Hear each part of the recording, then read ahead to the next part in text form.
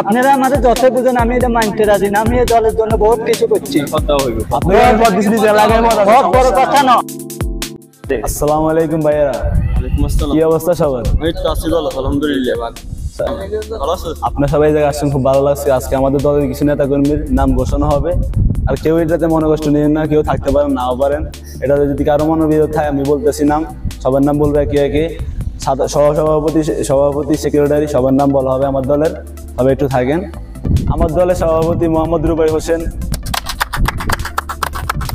এখন আমি আমার দলের আরেকজনের নাম প্রকাশ করব। সে অনেক ত্যাগী নেতা, দলের জন্য অনেক পরিশ্রম করছে। সে আমাদের দলের সহসভাপতি মোহাম্মদ রাশেদ হোসেন। এখন আমার দলে আরেকজনের নাম প্রকাশ করবো। সে অনেক ত্যাগী নেতা, আমার দলের জন্য খুব পরিশ্রম করছে। তাকে একটা পদ দেওয়া উচিত মনে হয়েছে, আমি তাকে দিতেছি সহজেই আমার দলের সাধারণ সম্পাদক মোহাম্মদ জোবাদ হোসেন।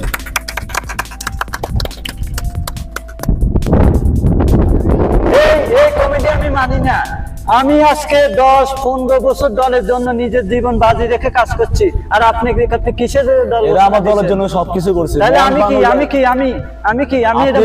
আমি অস্বীকার করি না, ঠিক আছে? ওরা আপনার থেকে বেশি করছে। না এটা আমি মানি না। আমি আমার দলের সবচেয়ে বেশি আমার লোক আসক, আমি এখানে বসবো, ওরা আসবে, তারপর আমি এটা মানতে রাজি না।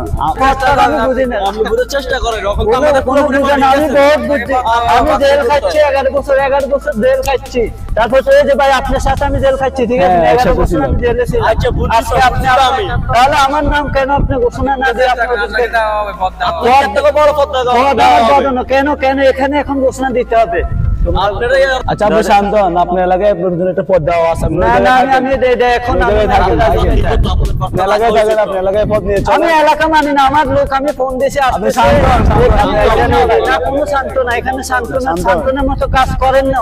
যারা ত্যাগী নেতা তাদের আপনারা তো হাইবের নেতারে আমি পদ দেন। আর যারা ত্যাগী, যারা দলের জন্য এত পরিশ্রম করছে, আপনারা তাদের অবশ্যই আপনাদের পদ দেওয়া হয়েছে এলাকায়। পদ দেওয়া হচ্ছে কেন? আমি বলার পর কেন? আমি আপনারা আমাদের যত বুঝেন আমি এটা মানতে রাজি না। আমি এই দলের জন্য বহুত কিছু করছি। বহুত বড় কথা না। এই দেশে এমন অবস্থা দেখি, যারা দলের জন্য জীবন দেয়, কষ্ট করে, রোডে গান্ডে পুলিশের মার খায়, পাবলিকের মার খায়, তাদেরকে আপনারা মূল্যায়ন করেন না। যে আইসে ও টাকা এই যে এখন আপনারা যে দল ঘোষণা করছে, এখানে বেশি আসে না। ওরা আমার আসতে আমি দীর্ঘ 11 বছর আমি এই দল আমি তৈরি করছি, অথচ আজকে আমার মূল্যায়ন আপনারা আমাদের না জিজ্ঞাসা। আপনাকে তো রাখা হয়েছে, আপনি নিজের এলাকায় রাখা হয়েছে নিজেদের রাখা হয়েছে। আমি আপনাদের বঞ্চিত করছি এমন তো না, আপনাকে রাখা হয়েছে। তারপরে এত বড় একটা নিতেছেন আমাকে না জানিয়ে, কেন আপনারা এটা করবেন? কেন? আপনাকে জানানো জনগণকে দেখানো, জনগণকে জানানো। সাংবাদিকে দেখো, এটা জানুক, জনগণ জানুক, না দেশে জানুক। যারা ত্যাগী নেতা তাদেরকে কেন বারবার অপমান করা হয়? তাদেরকে মূল্য দেওয়া হয় না। যারা দলের জন্য কিছু করে না তারাই বারবার সম্মান পায়। আমরা এটা কিছুতে মানতে রাজি না।